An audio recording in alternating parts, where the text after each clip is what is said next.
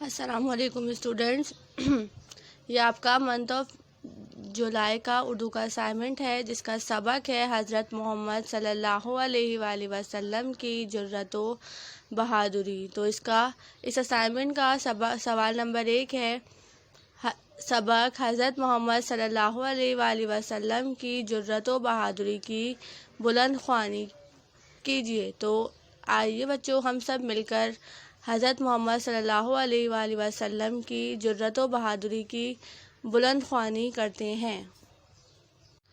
یہ آپ کی اردو کی کتاب ہے، جس کا صفحہ نمبر 6 ہے، اور سبق کا نام ہے سبق نمبر 2، حضرت محمد صلی اللہ علیہ وآلہ وسلم کی جرأت و بہادری۔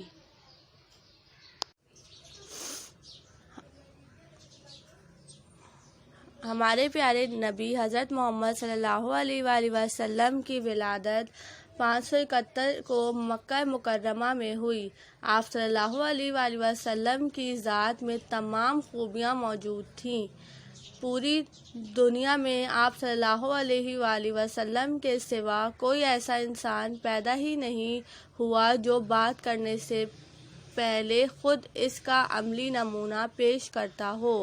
قرآن مجید میں آپ صلی اللہ علیہ وآلہ وسلم کے خلاف اور اوصاف کا اسوۂ حسنہ کہا گیا ہے۔ آپ صلی اللہ علیہ وآلہ وسلم کی جرأت و بہادری کی مثال پوری دنیا میں نہیں ملتی۔ اہل عرب بتوں کے آگے سر جھکاتے تھے اور بہت ساری برائیوں میں مبتلا تھے۔ اپنے ہاتھوں سے بنائے گئے بتوں کے خلاف ایک جملہ بھی نہیں سنتے تھے۔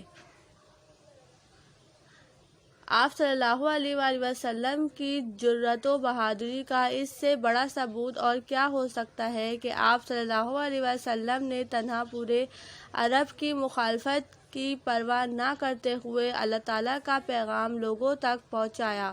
بڑے بڑے طاقتور لوگ آپ صلی اللہ علیہ وآلہ وسلم کو راہ حق سے روک نہ سکے۔ آپ صلی اللہ علیہ وآلہ وسلم کی حیات مبارک میں کفار کے ساتھ جتنی بھی جنگیں ہوئیں، ان جنگوں میں آپ صلی اللہ علیہ وآلہ وسلم خود کمان سنبھالتے اور سب سے آگے ہوتے تھے۔ غزوہ بدر میں مسلمانوں کی تعداد 313 تھی اور ان کے پاس جنگی سامان بھی بہت کم تھا۔ دوسری طرف کفار 1000 کی بڑی تعداد اور ہر طرح کے جنگی سامان سے لیس غرور اور گھمنڈ کے ساتھ آپ صلی اللہ علیہ وسلم کا مقابلہ کرنے آئے۔ اس مشکل حالات میں بھی آپ صلی اللہ علیہ وآلہ وسلم کی جرأت و بہادری میں کوئی کمی نہ آئی، اور آپ صلی اللہ علیہ وآلہ وسلم نے صرف اللہ تعالیٰ سے دعا مانگی، اور آپ صلی اللہ علیہ وآلہ وسلم اور آپ کے جاں نثار صحابہ کرام نے کفار مکہ کا ڈٹ کر مقابلہ کیا۔ اللہ تعالیٰ کی مدد سے شاندار فتح مسلمانوں کو نصیب ہوئی۔ اس سبق میں انہوں نے بتایا کہ ہمارے پیارے نبی حضرت محمد صلی اللہ علیہ وآلہ وسلم کی ولادت 571 کو مکہ مکرمہ میں ہوئی۔ مطلب حضرت محمد صلی اللہ علیہ وآلہ وسلم 571 میں مکے میں پیدا ہوئے۔ آپ صلی اللہ علیہ وآلہ وسلم کی ذات میں تمام خوبیاں موجود تھیں۔ پوری دنیا میں آپ صلی اللہ علیہ وسلم کے سوا کوئی ایسا انسان پیدا ہی نہیں ہوا جو بات کرنے سے پہلے خود اس کا عملی نمونہ پیش کرتا ہو۔ مطلب وہ ایسے ہی نہیں لوگوں کو اللہ کا پیغام پہنچاتے، بلکہ پہلے خود اللہ کے پیغام پر عمل کرتے، اور پھر جب اس پر عمل ہو جاتا، عمل درآمد خود اپنی زندگی میں وہ کرتے، اور پھر اس کے بعد وہ اللہ کا پیغام لوگوں تک پہنچاتے تھے۔ قرآن مجید میں آپ صلی اللہ علیہ وسلم کے اخلاق اور اوصاف کا اسوۂ حسنہ کہا گیا ہے۔ آپ صلی اللہ علیہ وآلہ وسلم کی جرأت و بہادری کی مثال پوری دنیا میں نہیں ملتی۔ اس سے مراد ہے کہ آپ صلی اللہ علیہ وسلم کی بہادری، وہ اتنے بہادر تھے کہ ان کی مثال آج تک پوری دنیا میں کہیں نہیں ملتی۔ اہل عرب بتوں کے آگے سر جھکاتے تھے اور بہت ساری برائیوں میں مبتلا تھے۔ اہل عرب سے مراد جو عرب کے لوگ تھے، وہ بتوں کے آگے سر جھکاتے تھے، بتوں کو اپنا خدا مانتے تھے، اور ان کے اندر بہت سی برائیاں موجود تھیں۔ اپنے ہاتھوں سے بنائے گئے بتوں کے خلاف ایک جملہ بھی سننا پسند نہیں کرتے تھے، حالانکہ وہ بت انہوں نے اپنے ہاتھوں سے خود بنائے تھے اور وہ ان کو اپنا خدا مانتے تھے، تو وہ خدا ماننے کے اس میں اپنے بتوں کے خلاف ایک لفظ بھی سننا برداشت نہیں کرتے تھے۔ آپ صلی اللہ علیہ وآلہ وسلم کی جرأت و بہادری سے اس سے بڑا ثبوت اور کیا ہو سکتا ہے کہ آپ صلی اللہ علیہ وآلہ وسلم تنہا پورے عرب کی مخالفت کی پرواہ نہ کرتے ہوئے اللہ تعالیٰ کا پیغام لوگوں تک پہنچایا۔ حضرت محمد صلی اللہ علیہ وسلم کی بہادری کی مثال کچھ اس طرح دے سکتے ہیں کہ انہوں نے تنہا مطلب اکیلے ہی اللہ کا پیغام لوگوں تک پہنچایا، جس کی وجہ سے بہت سے لوگ ان کے مخالفت ہو گئے تھے، انہوں نے بہت سے لوگ آپ صلی اللہ علیہ وسلم کے خلاف ہو گئے تھے۔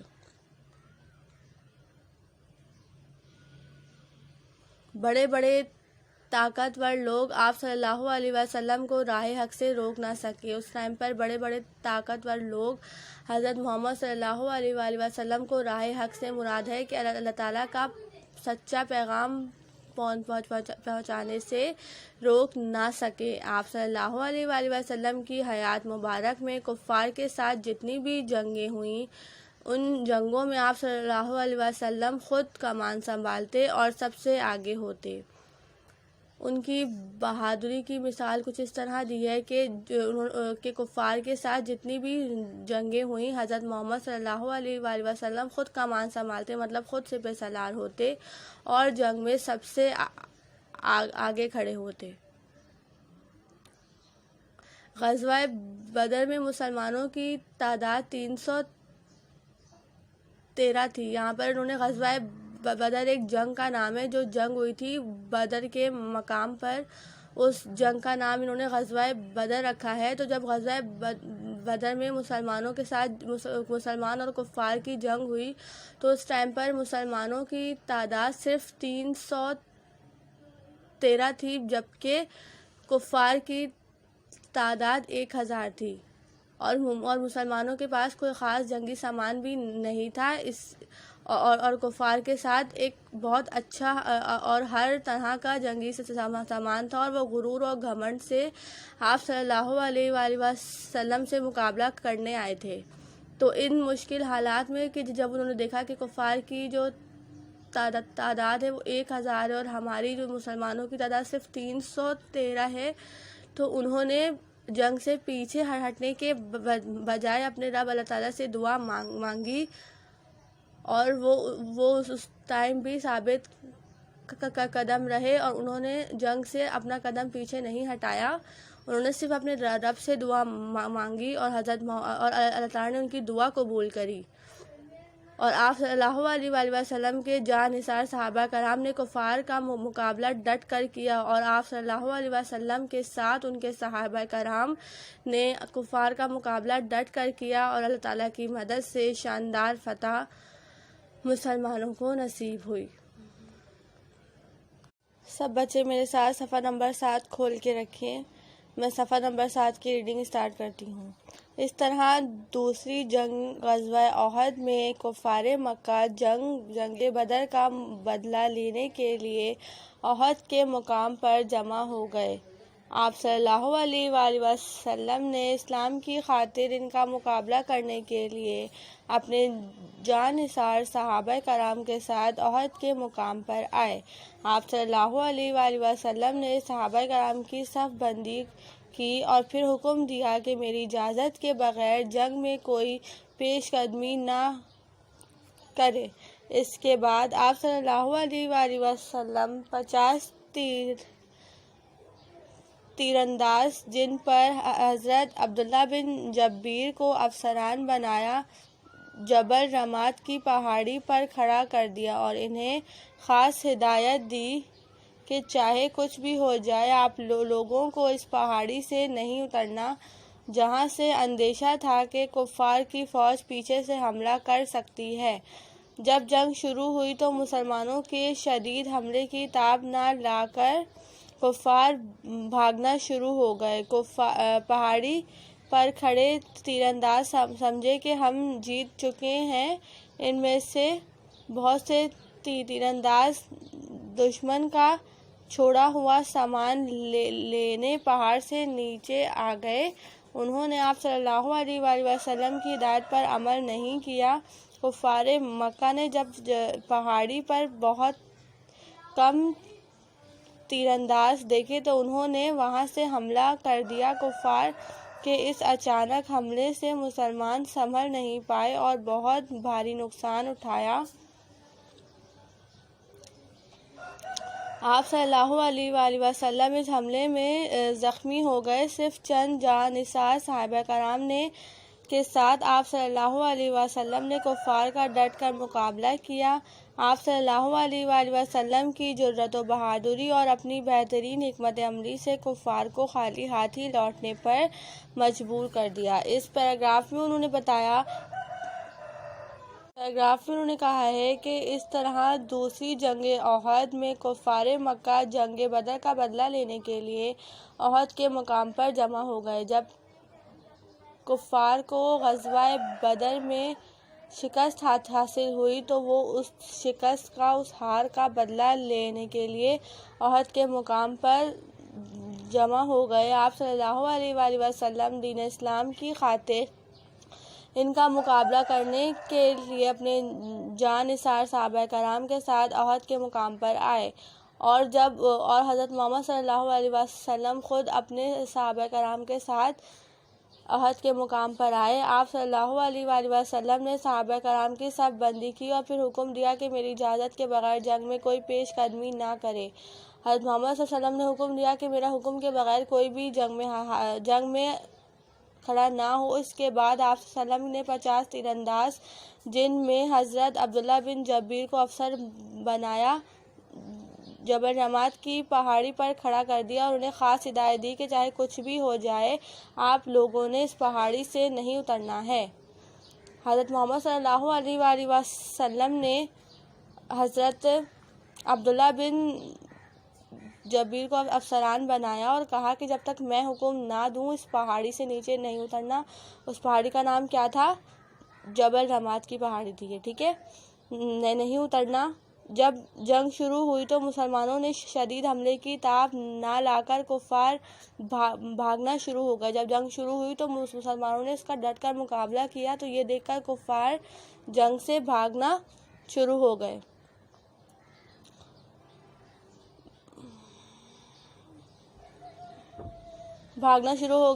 پہاڑی پر کھڑے تیر انداز سمجھے کہ ہم جیت چکے ہیں۔ ان میں سے بہت سے تیر انداز دشمن کا چھوڑا سامان لینے پہاڑ سے نیچے آ گئے۔ جب انہوں نے یہ دیکھا کہ کفار تو جنگ چھوڑ کے بھاگ گئے، مطلب ہماری جیت ہو گئی ہے، تو وہ لوگ پہاڑی سے اتر کر سامان لوٹنے کے لیے کھڑے ہو گئے۔ جب کفار نے اچانک پیچھے سے حملہ کیا، جب وہ اپنی جگہ چھوڑ کر سامان سمیٹنے کے لیے کھڑے ہو گئے تو کفار نے دیکھا کہ پہاڑی پر بہت کم تیر انداز رہ گئے ہیں، تو انہوں نے مسلمانوں پر پیچھے سے حملہ کر دیا، اور اس اچانک حملے سے مسلمان اپنے آپ کو سنبھال نہ پائے اور بہت بھاری نقصان ہوا۔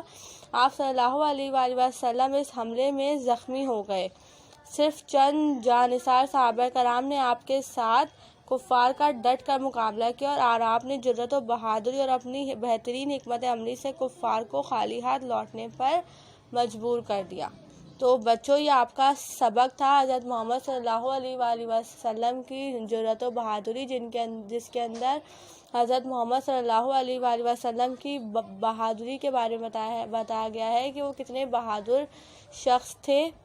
انہوں نے ہمیشہ کفار کو اللہ تعالیٰ کا پیغام پہنچایا، انہیں بتایا کہ اللہ تعالیٰ ہی ہمارا واحد خدا ہے اور وہ وہی اس جہان کو بنانے والا ہے، اور یہ پیغام پہنچانے پر بہت سے کفار ان کے مخالف ہوئے، بہت سے کفار ان کے دشمن بن گئے، اور انہوں نے آپ صلی اللہ علیہ وآلہ وسلم کے ساتھ جنگیں لڑیں۔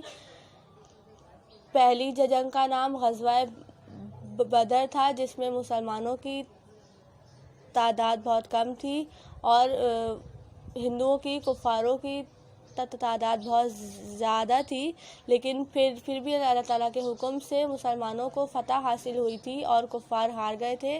تو کفار نے اس ہار کا بدلہ لینے کے لیے مسلمانوں سے دوبارہ جنگ کی، اور وہ جنگ کس کے مقام پر ہوئی؟ احد کے مقام پر ہوئی۔ اس سبق میں ہمیں یہی بتایا گیا ہے کہ حضرت محمد صلی اللہ علیہ وسلم کی بہادری کے بارے میں بتایا گیا ہے کہ مسلمانوں کی تعداد 313 اور کفار کی تعداد 1000 تھی، اور مسلمانوں کے پاس اتنا کوئی جنگی سامان بھی نہیں تھا۔ تو لیکن یہ سب دیکھ کر بھی حضرت محمد صلی اللہ علیہ وسلم اس جنگ سے پیچھے نہ ہٹے، بلکہ بہادری کے ساتھ جنگ میں حصہ لیا اور فتح حاصل کر لی۔ سب بچوں نے میرے ساتھ مل کر بلند خوانی تو کر لی ہے۔ اب اس اسائنمنٹ کا سوال نمبر 2 ہے، حضرت محمد صلی اللہ علیہ وآلہ وسلم کی جرأت و بہادری کا عنوان بنائے۔ عنوان بنائے سے مراد ہے آپ نے اس کا اچھا سا، بہت خوبصورت سا ٹائٹل پیج بنانا ہے۔ سوال نمبر 3 ہے، حضرت محمد صلی اللہ علیہ وآلہ وسلم کی جرأت و بہادری کی خوشخطی کریں، مطلب آپ نے اس چیپٹر کی ایک پیج خوشخطی کرنی ہے۔ اس کے بعد آپ کا سوال ہے، الفاظ کے معنی لکھیں۔ الفاظ ہیں راہک، حیات، کمان، حکمت عملی، صف بندی۔ اس کے بعد سوال ہے آپ کا، الفاظ کے جملے بنائیں، راہ حق، حیات، حکمت عملی، کمان اور صف بندی۔ اس کے بعد آپ کا سوال ہے، حضرت محمد صلی اللہ علیہ وآلہ وسلم کب اور کہاں پیدا ہوئے؟ سوال نمبر 2 ہے، قرآن شریف میں حضور صلی اللہ علیہ وآلہ وسلم کے اخلاق اور اوصاف کو کیا نام دیا ہے؟ اس کے بعد سوال نمبر 3 ہے، آپ صلی اللہ علیہ وآلہ وسلم کس جنگ میں زخمی ہوئے؟ اس کے بعد آپ نے سوال کرنا ہے، خالی جگہ پر کریں۔ عرب ڈیش کے آگے سر جھکاتے تھے۔ نمبر 2، حضور صلی اللہ علیہ وآلہ وسلم کی ذات میں تمام ڈیش موجود تھیں۔ بلینک نمبر 4، غزوہ بدر میں مسلمانوں کی تعداد ڈیش تھی۔ حضور صلی اللہ علیہ وآلہ وسلم کی ولادت ڈیش میں ہوئی۔ یہ آپ کا پورا اسائنمنٹ ہے جو منتھ آف جولائی کا اسائنمنٹ ہے۔ تو آپ نے پہلے ایک page per month of July کی ہیڈنگ لگانی ہے۔ اس کے بعد آپ نے چیپٹر کی ہیڈنگ لگانی ہے۔ چیپٹر کا نام ہے حضرت محمد صلی اللہ علیہ وآلہ وسلم کی جرأت و بہادری۔ پھر اس کے بعد آپ نے بلند خوانی تو میرے ساتھ کر لی ہے، پھر آپ نے اس کا عنوان بنانا ہے، مطلب ایک اچھا سا ٹائٹل پیج بنانے کے بعد آپ نے خوشخطی کرنی ہے۔ خوشخطی کرنے کے بعد آپ نے پہلا کام جو کرنا ہے وہ الفاظ معنی کا کرنا ہے۔ الفاظ معنی کرنے کے بعد الفاظ جملے کرنے ہیں۔ الفاظ جملے کرنے کے بعد آپ نے سوال جواب کرنے ہیں۔ اس کے بعد آپ نے خالی جگہ کرنی ہے۔ یہ ویڈیو میں پیپر بہت موو کر رہا ہے، آپ لوگوں کو صحیح سے سمجھ نہیں آئے گا، تو میں آپ کو اس کا ایک پی ڈی ایف بنا کے دوں گی، جو میں آپ کو ویڈیو کے ساتھ سینڈ کر دوں گی، جس کے اندر اسائنمنٹ پیپر کی پکچر ہوگی اور الفاظ کے معنی پورے سالو کیے ہوں گے، الفاظ کے جملے سالو کیے ہوئے ہوں گے، ہر سوال کا جواب دیا گیا ہوگا، اور خالی جگہ پر کریں، پراپر وے میں آپ کو سالو کر کے دیا جائے گا۔ یہ ویڈیو میں نے آپ کو صرف سمجھانے کے لیے چیپٹر بنائی ہے، اور اس لیے بنائی ہے کہ آپ کو میں ہدایت دے سکوں کہ آپ نے کس طریقے سے کام کرنا ہے، اور اس کا سالو پی ڈی ایف میں آپ کو ویڈیو کے ساتھ سینڈ کر دوں گی۔ دیکھو بچوں، آپ نے پہلے منتھ آف جولائی کی ہیڈنگ لگانی ہے۔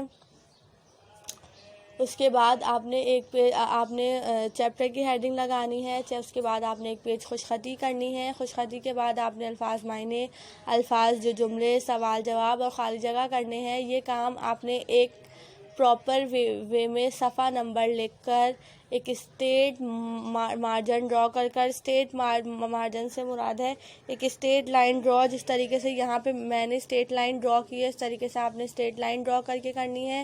یہاں کارنر پہ آپ نے ڈیٹ لکھنی ہے، یہاں پر آپ نے اپنا ہوم ورک لکھنا ہے، اور اس کے بعد نیٹ اینڈ کلین کام کرنا ہے. ہر الفاظ کے بعد 1 فنگر کا گیپ ہونا چاہیے، جس کی وجہ سے آپ کا کام بہت صاف ستھرا لگے.